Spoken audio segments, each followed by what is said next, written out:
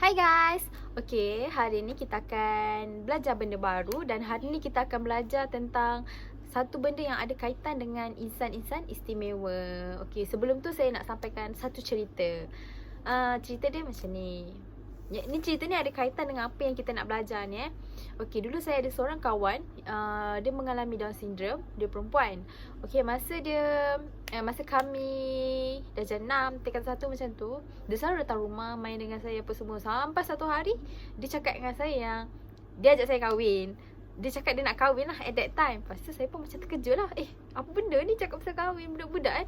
Lepas tu saya bagi tahu lah parents saya. Saya cakap si dia ni cakap dengan saya pasal kahwin. Kenapa dia ada fikiran yang macam tu? Kan dia budak lagi. Lepas tu kenapa dia nak kahwin dengan perempuan sedangkan dia perempuan? Banyaklah soalan yang saya tanya. Lepas tu saya pun tanya, kenapa keadaan fizikal dia macam tu? Selama ni tertanya-tanya tapi tak berani nak tanya. Masa tu baru tanya.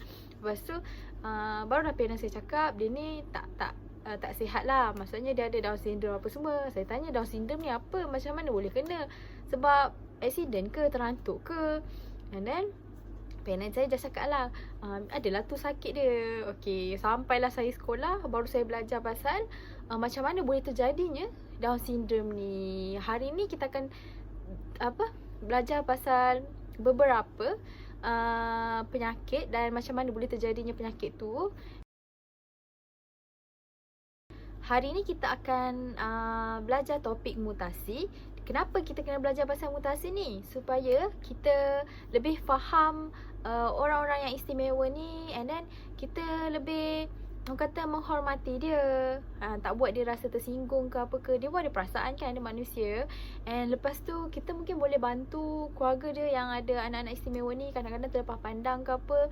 Kita aware lah dengan keadaan sekeliling. Tapi sebelum tu, macam biasa, tolong baca kriteria kerjaan yang saya sediakan untuk apa yang awak kena capai di akhir pembelajaran ni. Maksudnya apa yang awak kena tahulah pasal apa yang kita belajar hari ni.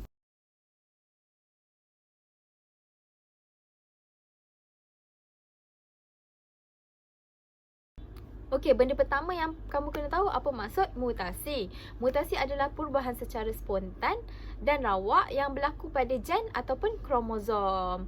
Okey, ingat balik apa itu gen, apa itu kromosom. Gen tu yang segmen dalam DNA, manakala kromosom yang bentuk X tu.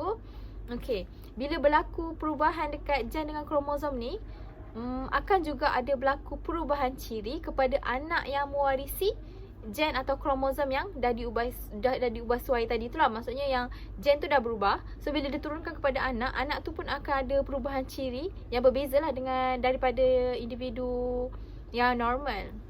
Okey, contoh perubahan ciri dia ada. Kita ada perubahan ciri emosi, ciri fizikal. Okey, for example, ciri fizikal untuk pengidap Down syndrome, kita tengok Down syndrome dia ada mata yang sepet. Dia ada leher yang sedikit pendek, dahi yang lebar. Okey, itu perubahan ciri. Okey, sekarang ni mutasi kita ada dua jenis. Mutasi kromosom dan juga mutasi gen.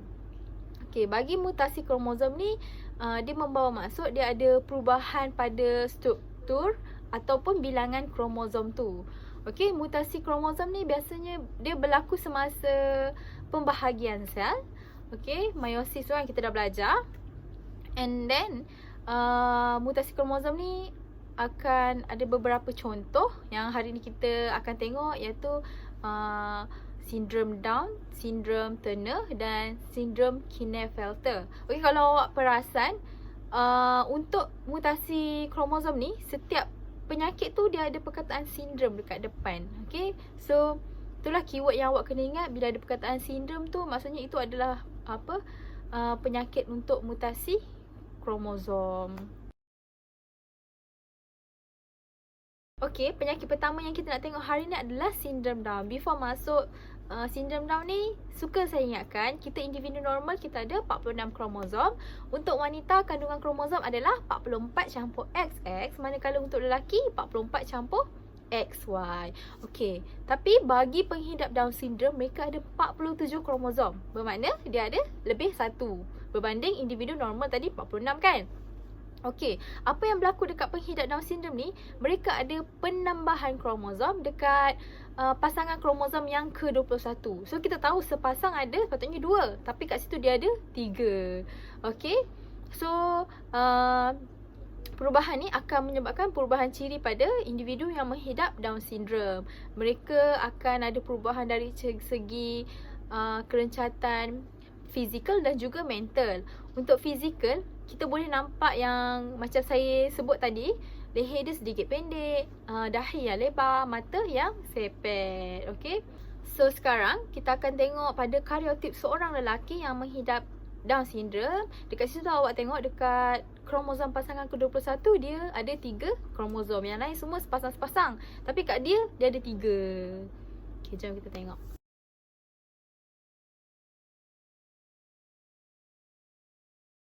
Seterusnya kita ada sindrom Klinefelter. Untuk memudahkan awak ingat je K Klinefelter Konsa. Okey. Penghidap Klinefelter ni, sindrom Klinefelter ni, dia ada 47 kromosom juga, tapi penambahan kromosom tu berlaku dekat kromosom seks, di mana dia ada kandungan kromosom 44 campur XXY. Okey, dia ada lebih extra X kat situ. Okey, sebenarnya dia adalah seorang lelaki yang mempunyai sedikit ciri. Dia macam ada ciri keperempuanan sikit. So ciri yang berubah pada dia, mungkin dia kurang penghasilan testosteron, dia punya kemaluan sedikit kecil, dia ada buah dada. So sekarang kita tengok karyotip bagi penghidap sindrom Klinefelter ni. Kita perhatikan kat kromosom seks dia ada tambah 1 kromosom.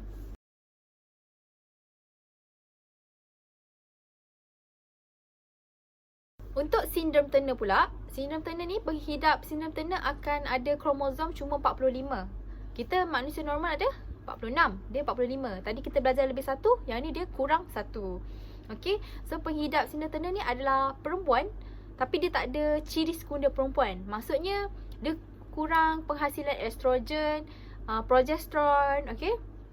And then dia mungkin kitaran head dia tak sempurna, ataupun dia tak ada langsung kitaran head, dan dia boleh juga jadi dia memandul.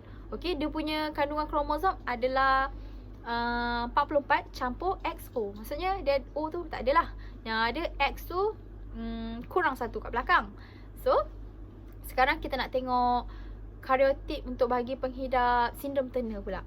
Awak perhatikan yang dekat kromosom seks dia cuma ada 1 X saja. Dia tak ada lagi, dia tak ada pasangan lah.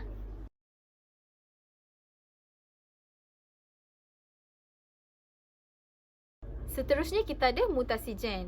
Okey, mutasi gen ni dia berlaku disebabkan adanya perubahan kimia pada struktur gen, di mana dia adalah satu condition di mana segmen-segmen DNA ni dia terganggu, base-base kita terganggu.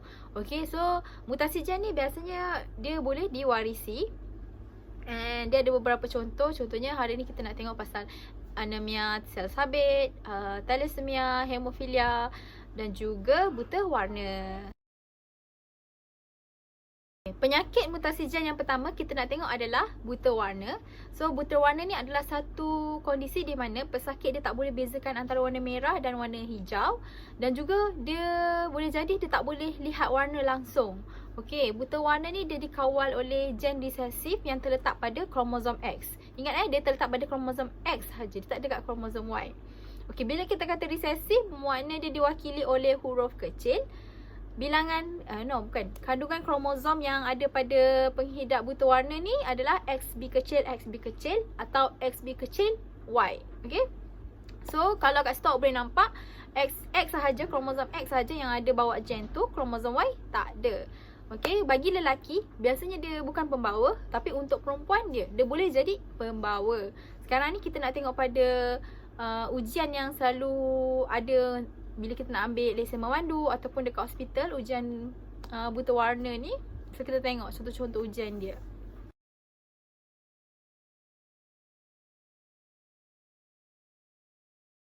Seterusnya kita ada anemia sel sabit. So anemia sel sabit ni adalah satu kondisi di mana pesakit tu dia ada hemoglobin yang berbentuk sabit. Macam mana benda ni berlaku? Ia disebabkan ada perubahan pada gen yang mengawal penghasilan darah merah tu. So apabila ada perubahan tu, dia menyebabkan darah merah yang terhasil tu dia berbentuk sabit. Bila berbentuk sabit, Maksudnya darah merah ni dia tak sempurna dan dia tak bawa oksigen yang cukup kepada untuk badan-badan kita lah, untuk proses dalam badan kita. Okay, biasanya pesakit ni dia akan cepat lesu, cepat selalu pening kepala, cepat rasa penat, and then gen anemia ni dia dikawal oleh gen resesif pada autosom. Untuk penyakit thalassemia, dia satu kondisi di mana penghidap thalassemia ni dia ada sel darah merah ataupun hemoglobin yang bersaiz lebih kecil daripada normal dan juga mudah pecah. Okey, benda ni pun berlaku disebabkan ada perubahan pada gen yang mengawal penghasilan darah. Okey, bila penghidap thalassemia ni dia akan ada masalah kekurangan darah yang sangat teruk lah. Pada tahun 2016, Kementerian Kesihatan dia ada buat macam ujian untuk tingkatan 4 dekat seluruh negara. So dia nak check sama ada person ni ada thalassemia ke tak. Bila dia ada, benda tu macam sangat membantu untuk pesakit thalassemia ni, dia tak pilih pasangan yang ada thalassemia juga. So kita dapat kurangkan kelahiran bayi yang ada thalassemia. So antaranya itulah antara orang kata kerajaan punya inisiatif untuk kurangkan pesakit thalassemia. Untuk pesakit hemofilia, dia ada masalah di mana darah dia ni sangat suka membeku. Maksudnya apabila dia tercedera ke, dia terluka ke, dia ambil masa yang sangat lama untuk darah tu stop. Macam kita luka, beberapa sekejap je lah kan, darah tu akan berhenti. Tapi untuk pesakit hemofilia ni dia tak, dia memang ambil masa yang lama.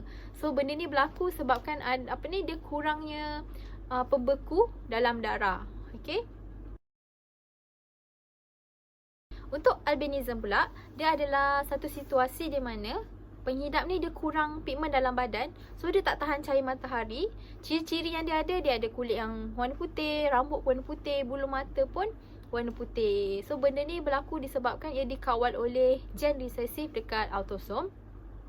Benda tu akan menyebabkan masalah dekat penghasilan pigmen melanin. Pigmen melanin ni benda yang pigmen yang kita perlukan untuk bagi warna rambut, warna kulit semualah. Tadi kita belajar yang mutasi ni berlaku secara semula jadilah kan. Ada masalah masa pembahagian sel. Tapi mutasi ni pun boleh berlaku atas faktor-faktor lain. Okey, kita panggil sebagai faktor mutagen, di mana dia adalah faktor-faktor lain yang akan meningkatkan mutasi ni. Ada beberapa contoh. Kita ada sinar ultra ungu, kita ada sinar X, sinar radioaktif ataupun karsinogen. Benda ni ada je dekat keliling kita. So itulah antara faktor-faktor lain yang akan menyebabkan berlakunya mutasi. So sebagai kesimpulan dia, kita dah belajar pasal mutasi, iaitu perubahan yang berlaku secara spontan dan rawak dekat kita punya kromosom ataupun gen. Dan kita ada dua jenis mutasi, mutasi kromosom dan juga mutasi gen. Bagi mutasi gen, kita ada penyakit sindrom Turner, sindrom Klinefelter, sindrom Down. Dan kalau awak nak tahu lebih lagi, awak boleh je tengok kat Google. Even dekat Facebook pun ada. Saya ada selalu tengok video-video pasal sindrom ni untuk dia bagi awareness dekat orang tentang pesakit-pesakit ni. And then kita ada juga mutasi gen. Contohnya buta warna, anemia sel sabit dan macam-macam lain.